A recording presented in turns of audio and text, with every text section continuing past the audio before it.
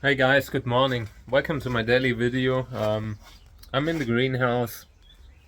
Just begin of my 1 hour shift that I put in every day in the morning. I gotta be careful to not overdo it with the work, so 1 hour is enough and you can get so much done in just 1 hour. And yeah, so I'm out right now checking plants and I will spray seedlings and stuff that is in the sun that has the potential to flower if it gets enough water and nutrients right now. So let's have a look.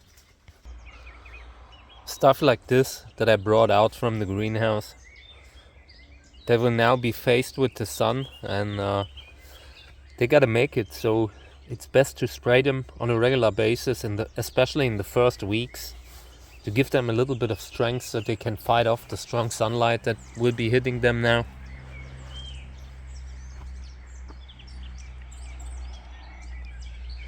Yeah, and apart from that,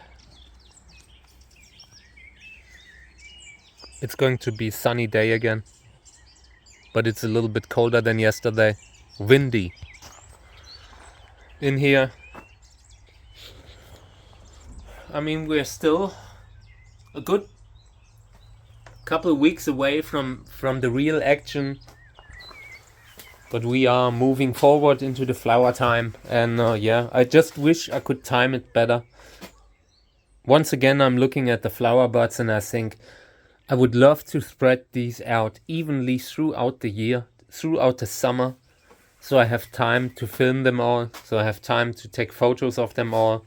But the way it is always, you have an immense amount of flowers at the beginning of the flower season, and yeah, they all open at once, so you can only focus on the best ones. And you gotta live with it, because that's the life of a cactus breeder.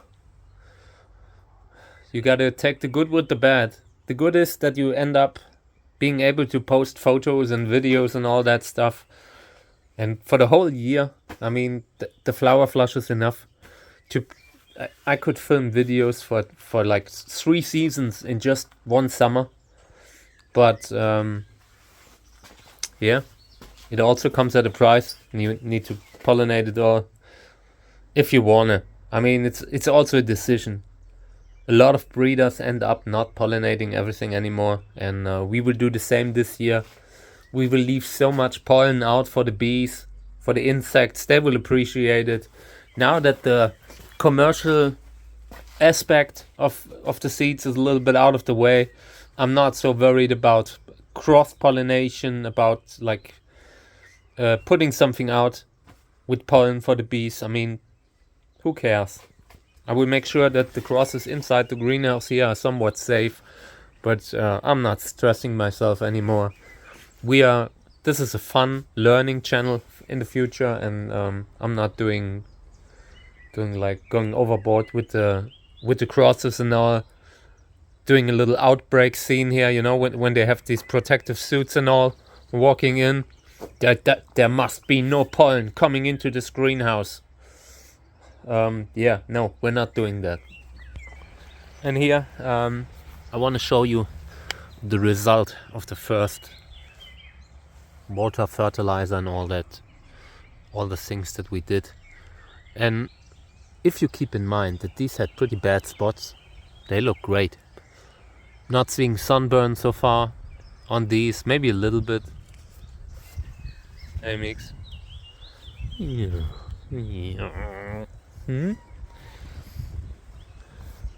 This is her spot. I think I will need to reduce the cacti so Mika has more spots to sit on. I think that's in everyone's best interest. All seedlings, all great. You could raise either one of those and it would have a great flower. I mean, there are always disappointments, but so on average, this is pretty good. This one had such a bad spot and it came out nicely eventually. But I've put a little bit focus on it. I wanted to make sure that it flowers, so I started watering that one earlier.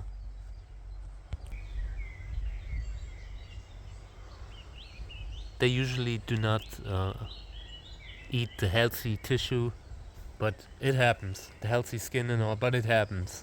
I'm not saying they do not cause problems, but this early in the season they aren't that big of a problem. Later on, when it's raining, they become a huge problem during the flower time, during the ripening of the fruits. Then slugs are a major problem. This is Sarveln,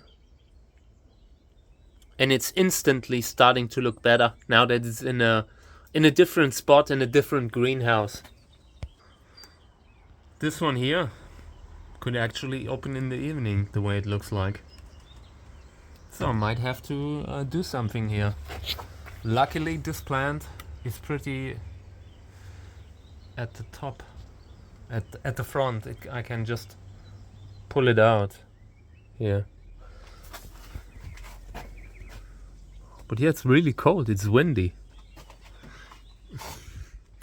Oh man, I'm a little bit bummed out that all the flower buds on Bamboy will open probably simultaneously. I would have loved these to spread out a little bit more evenly throughout the season. I mean, it will probably get a second flower flush, but it would be great to have two, then two, and then maybe another one. That would have been a great opening timing. This is great. Good hybrid. So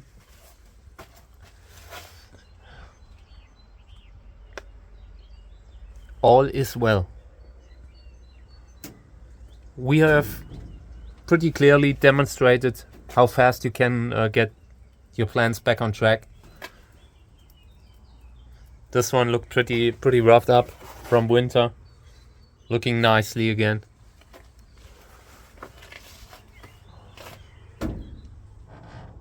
Yep, we're getting somewhere, but it's still a little bit early. Still not the time for the flowering. It's like the waiting before the storm. And I would love to start with the work to keep the workload low later, but it's not happening. They will all open like a wave, like a tsunami of flowers.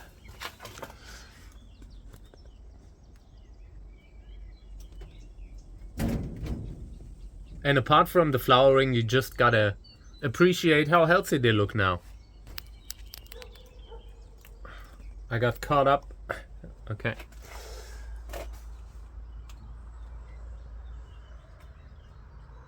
Yep. Okay. So this will be my first video that I'm doing today. Later we might do more. I'm not sure. From now on we will start doing selective videos where we pull out just one plant and do a video with it. And when the flowering has started, then everything will be more split up, trying to do separate pollination videos again. So I will try to post as much as I can when it's happening, because the upload itself takes so much time also. So I try to get the upload times done the same day when I film, but it's not always going to be like that. Some of the videos will be filmed over multiple days because it's so much work, and I can only work an hour or so. But apart from that, there will be lots of videos. I will try to take shorts of the flowers and will post them to the shorts feed. I will post long form videos. I would do a video in the morning where I talk about just what's going on, where I show all the flowers that are opening at that moment early, and then we do separate videos later of the plants. For example, pink stripes, stuff like this. We'll always get a separate video where we'll just sit down, do a pollination, or we will sit down, look at the flower, and decide if we can keep it or not. And apart from that, yeah, that's it. So the next weeks will be busy. This will be the main time of the flowerings from now on until August. And yeah, it's a great time to join the channel. If you have just joined the channel, make sure to watch right now, because we are just about to hit the flower time, and it's so amazing. It makes it all worth it in the end. And yeah, on this channel, it's a little bit extra important this year because it was such a rough year. It was such a dark time for me, and I'm still standing, and I'm not still standing by accident. I earned that. I went out again when the plants looked like crap, and turned it around, and I'm just proud, because the setting that I have here is a nightmare. It's a nightmare to take care of all that jungle, and it's extremely difficult to keep everything in line here. The greenery, the jungle. It's even difficult for someone that's healthy, and I'm not healthy. So I'm just proud. I'm just proud that with the setup that I have, I work with small greenhouses that everyone can build. This is the type of stuff where you can get started for maybe $1,000 with a good greenhouse. And the ones that I use are a little bit more expensive because I need additional insulation and all. But overall, you can get started with a little greenhouse and a digital thermostat and a heater over winter, and you're straight in the game. You can make crosses with a good setup. You just have to make sure that the trees around the greenhouses are gone, that you have light, because light is so important. We've shown it. We are showing it in every video. So everyone can do this. Everyone can look at my videos and replicate it. And that's why it's important. That's why I'm trying to film right now. That's why I started filming with the crappy looking plants and all, to make a nice progression, a nice growth, actual potential that is eventually showing itself to the camera. And that's what we're doing. I'm proud to be here. Thank you for being here. Thank you for taking me the way I am with all my emotional outbursts. And it is kind of my special power, but it also sometimes, I don't know, it if I didn't have that, it would be too easy for me, I guess. Life would be too easy without having these little disadvantages that you have, and you just must first learn to master everything, to master them, and then you can finally, I don't know, leave your own mistakes and the problems that you bring with yourself, with your character behind. I'm a super impatient guy. I just hate to wait, and it's just how it is sometimes. Okay, guys, thank you for being here. I appreciate it, and it's going to be a great season. Bye.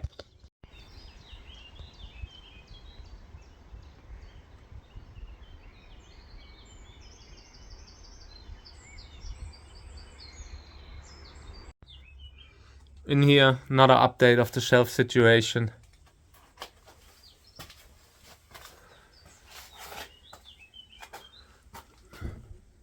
And I'm just looking at the new growth since I put them there. And that is the only thing that matters to me. And you can see it looks good. These are actually coming out nicely. New spot. A lot of flowers coming out. Look at this one. There you see, this is a flower bud. And it looked so roughed up in the beginning. This is where you can see how impressive this actually is. The way the plants respond to the sun, how they respond to the water and the temperatures, everything. The combination of what we are doing here just brings out the flowers. If you had left these at their own old spot, none of this would have happened, probably. You can, of course, never tell for sure, because the plant isn't at the old spot anymore, so you can't say if it would flower there. But you gotta trust your gut. You gotta look at the plant and think, how is it doing at this spot, and how will it look in maybe a month from now? And if you feel like it's going nowhere, then a new spot at the beginning of the season might actually help. Most of the moving around should be done early, because then the plants have time to adapt and actually enjoy the new spot.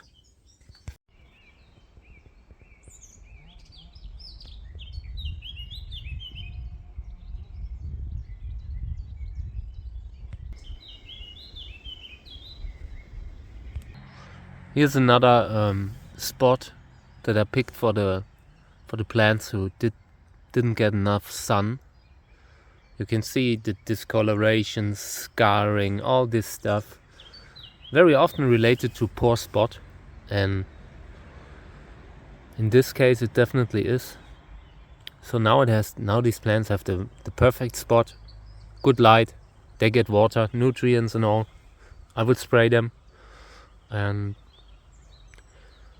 in maybe a month from now a lot of them will be flowering. They are not ready yet, they need a little bit longer, but they now have everything it takes. And they will come out nicely. I've seen flower buds yesterday forming here. This one here.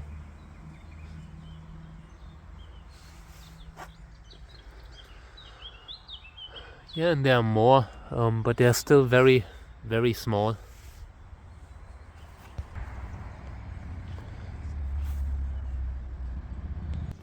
Now I gotta start spraying a little bit.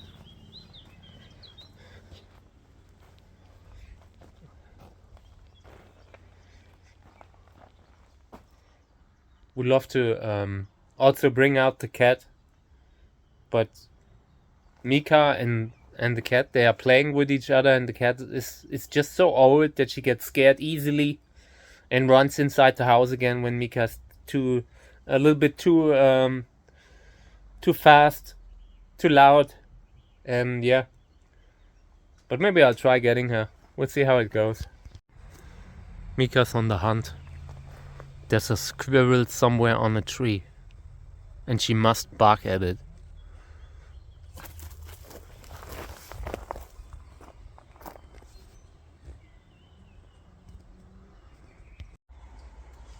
So in here the sun is actually coming in, finally, early morning sun. Windows closed, doors closed, so it heats up a little bit, but then they will be opened again. I'm not sure how warm it gets today, but it's probably going to be pretty warm. So cannot keep the windows closed for too long, otherwise it would cook the seedlings on the left that I have here.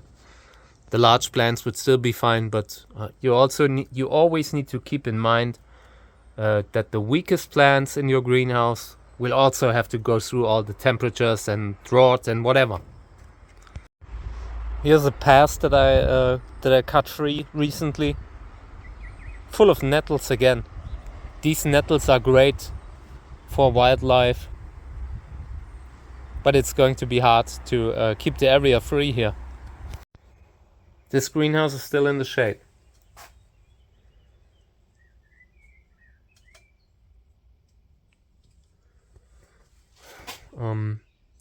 The sun will be here in maybe 2 hours. Mika has seen a squirrel. Mika.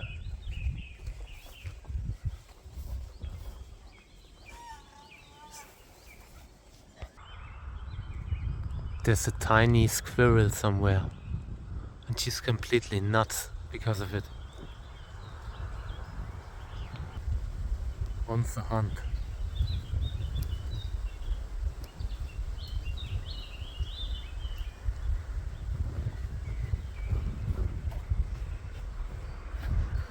Are you alright?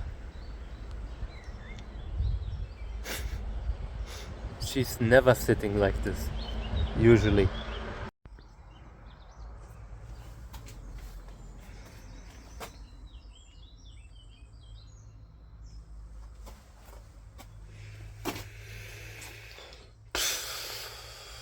Oh.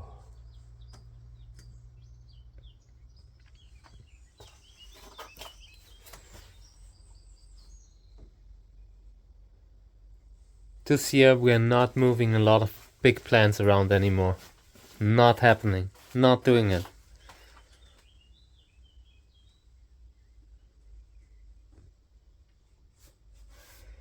These massive thick candicans hybrids, Sörensia candicans. This is a Gräser follow-up hybrid, and they become huge. Very gorgeous flowers, but huge plants, difficult to handle. Compare that to a Cantora hybrid that flowers at maybe this size. But they are old genetics, not valuable, but old material that could be lost otherwise, just genetically valuable. So I still have a few around of them, but they are very hard to handle for me.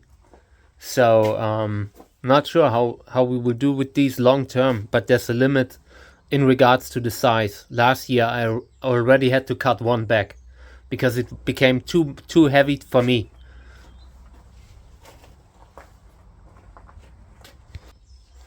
In here, the wrecked, totally, this was totally wrecked. Had almost terminated maybe 2 years ago. And we gave it a shot. We gave it the chance to grow it out. And the new growth does not look good, not healthy, but at least there's new growth.